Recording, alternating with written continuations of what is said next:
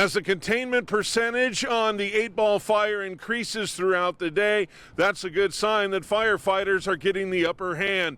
Due to the high winds and due to the critical need to have air tankers at other fires in the Texas Panhandle, on Thursday, firefighters used a ground and pound approach to combat the 8-ball fire. So not only Texas Forest Service, but the local volunteer fire departments are around assisting and making sure that we can go alongside the flanks, so the sides of the fire, to try to prevent spread and get our perimeter contained. I don't think people understand how much heavy equipment is involved in fighting a fire when they can't give us air support, but they do stay in contact with us and with Clarendon to let us know what's being done. We're following behind and looking at hot spots where the fire was at its worst, just giving our eyes on all that and making sure that everything is snuffed out. An evaluation to be conducted by the Incident Command and the Reevaluate Operations Team will be conducted later on Thursday to determine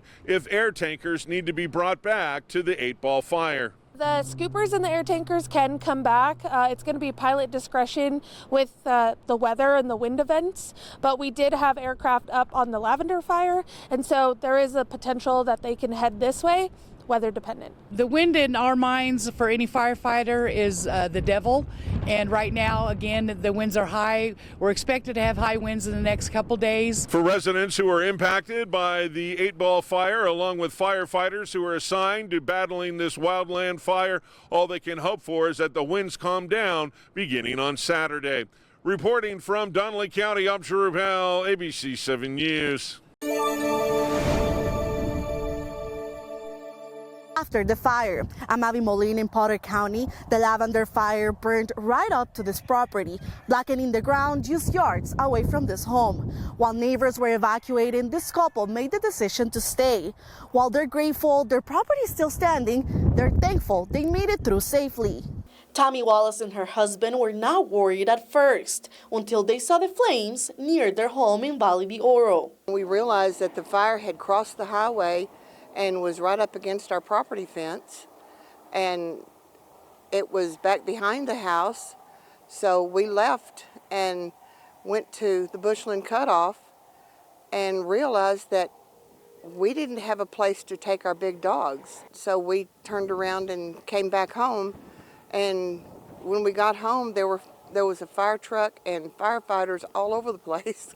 Tammy also says she watched over her neighbors' houses and reassured them that the flames had not destroyed them.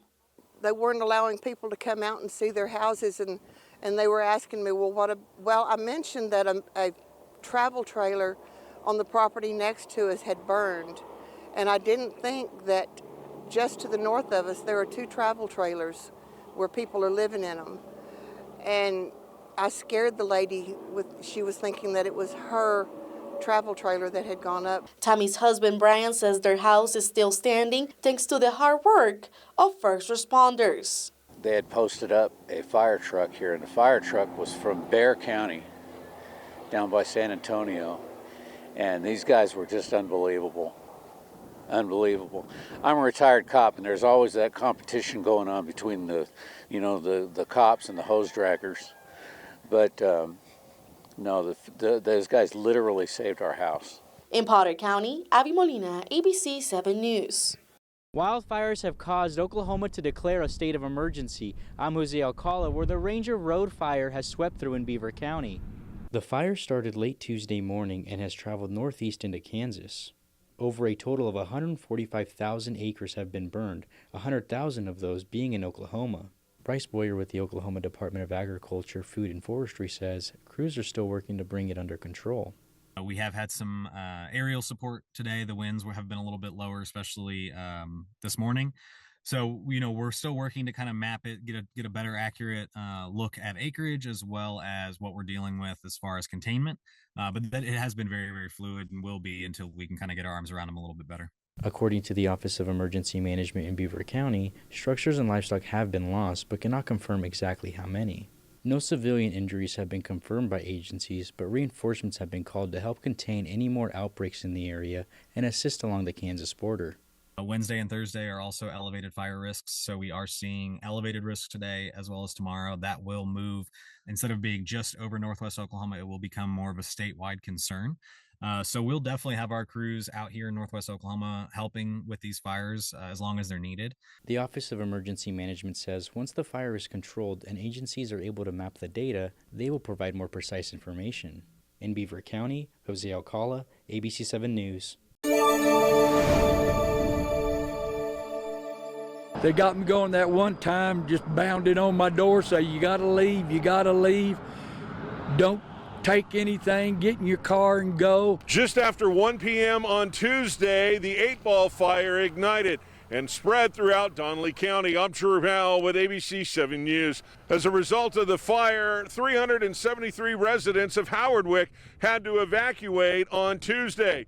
Fast forward less than 12 hours later, and at 2 a.m. on Wednesday morning, residents were asked to evacuate once again. I was very, very impressed with the notifications, and I was very impressed also when the cavalry came running, and when we evacuated, I was amazed because I had never seen a level like that of response. The fire is so tremendous there, causing all kinds of trouble. I don't even know if my house is still standing or not, because when I had to leave, it was coming to my backyard. The attack is on the ground and through the air as multiple agencies are using their resources and equipment to get the upper hand on the 8-ball fire. We really focused on what we call flanking the fire, so on the sides of it.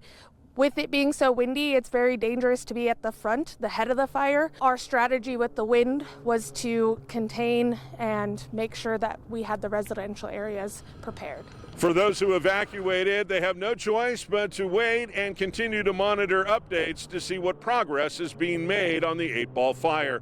Reporting from Donnelly County, I'm Drew Howell, ABC 7 News.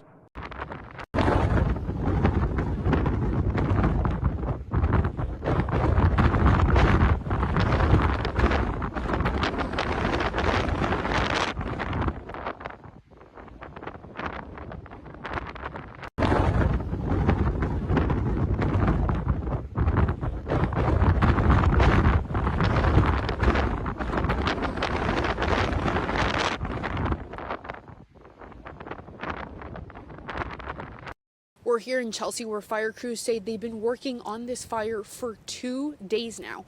They say the blaze has burned about 200 acres or a little bit more, but they say containment is at 80%. We have about, like I said, over 200 acres of trees on fire.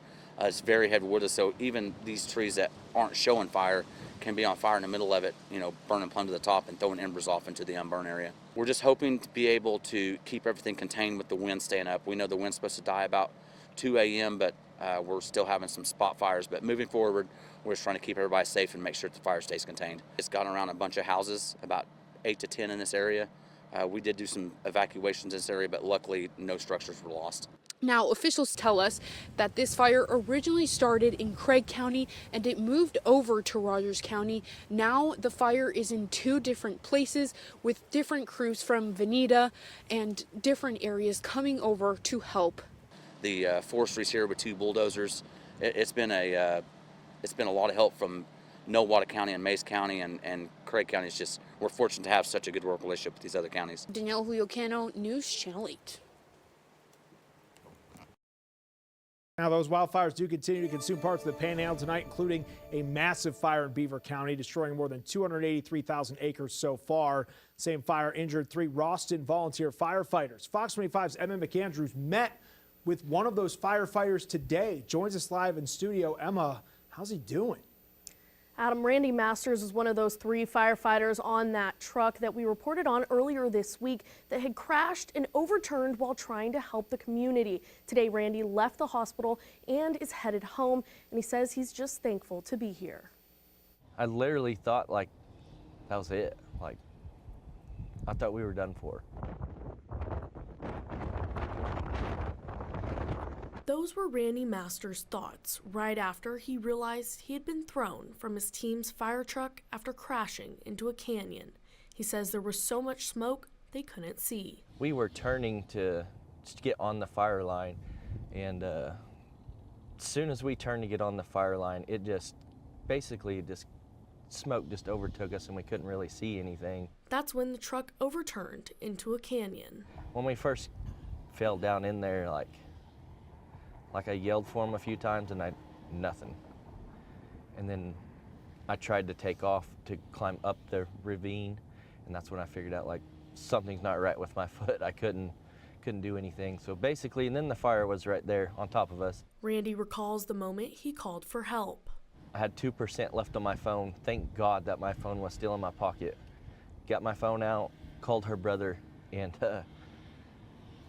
couldn't really tell him where I was, but I was just like, get on Live 360. And that's the app Randy says saved his life. And I'm so glad we have it, because if we didn't have it, there's no telling how long we would have been there. I only had 2% left on my phone whenever I was calling, so there's no telling if I would have been able to give him the exact directions, you know, where we were. I don't know how long it would have actually taken them without Live 360. I mean, Live 360, I'm pretty sure, saved our lives. Randy says now he is feeling very thankful. Very thankful. I mean, I don't even really know what to say right now. Still kind of in shock with the whole deal. Just, I don't know. Couldn't ask for a better group of guys on the fire department that I'm on. He says after all of this, and once he's better, he will be back. Not a hero by no means, but if you can just help one person out, save one person's house, or, you know, it's all worth it. In the end, it's just worth going and doing. I love it. Now, according to Masters, Chris Campbell is to be released from the hospital in a week, and Jake Edwards is recovering now at home. A link to donate to each family can be found at okcfox.com. Live in studio, Emma McAndrews, Fox 25 News.